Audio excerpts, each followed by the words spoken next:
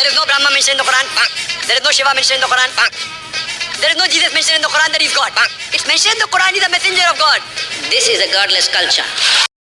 जाकिर नाइक कहता है कि कुरान में ब्रह्मा और शिव नाम मेंशन नहीं है। तो हम पढ़ेंगे आज कुरान में क्या क्या मेंशन है, बिना यहाँ वहाँ से बात किए हुए सीधा कुरान से पढ़ेंगे। पर इस बात का जवाब देना बनता है कि कुरान में ब्रह्मा विष्णु मेंशन क्यों नहीं है।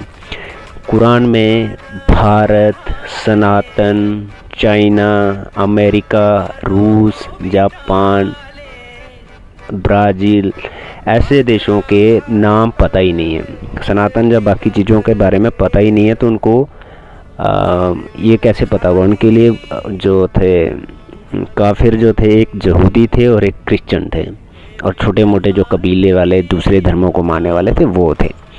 तो कुरान देखते हैं कुरान में क्या मेंशन है। तुम्हारी स्त्रियां जो व्यभिचार कर जाएं उन पर 4 गवाही लो, और यदि वो 4 गवाही देते हैं तो उन्हें घरों में बंद रखो जहाँ तक कि उन्हें मौत आ जाए। तथा अल्लाह ने इनके लिए कोई तुम पर हराम कर दी हैं तुम्हारी माँ, बेटी, तुम्हारी बहन, तुम्हारी फूफी, मौसी, भतीजी, भतीजियाँ, तुम्हारी माताएं जिन्हें दूध पिलाया हो।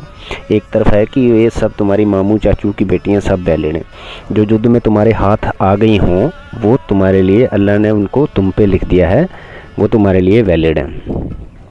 तभी तो शाहजहाँ और अकबर के हरम में 8000 5000 रानियाँ थी। ये वही थी जो जिहाद में पकड़ी गई थी, जिनके बाप और भाई को मार दिया, पति को मार दिया, तो उस औरत को हरम में ले आओ।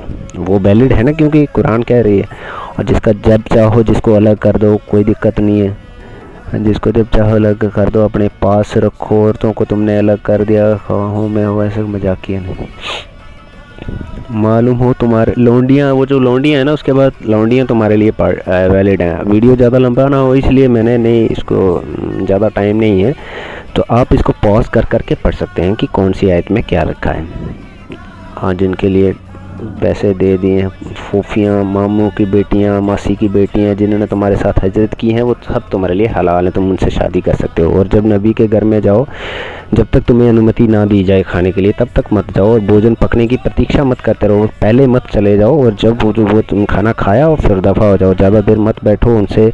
जब उनसे इनकी बीवियों से कुछ मांगो तो पर्दे से मांगो, तुम्हारे दिलों में उचित जगह नहीं है, उचित नहीं है जो तुम्हारे दिल में है। हाँ, ये फिर से आ गया मामू चाचियों वाली, जो तुम्हारे लिए सारी सबकी बेटियां वैलिड हैं। यदि नबी उनसे विवाह करना चाहें तो कर सकते हैं। उन्हें चाहे अलग रखो, जिन्हें चाहो अपने पास रखो।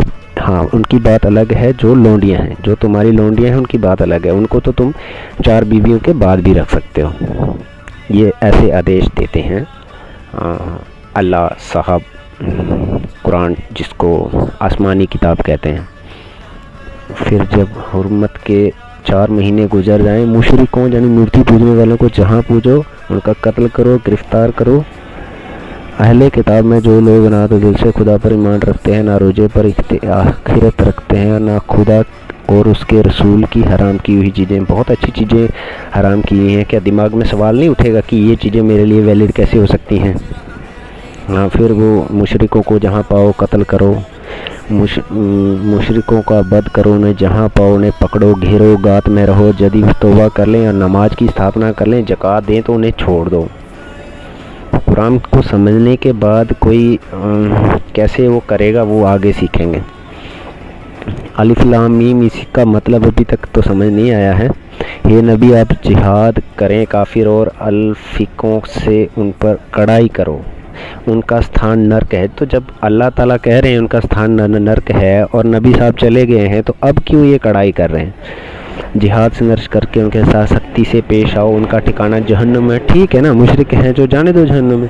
ए रसूल काफिर और मुनाफिकों से फिर जिहाद करो। किस लिए फिर अब किस लिए जिहाद करना, वो तो साहब ने कर लिया। तो ये सब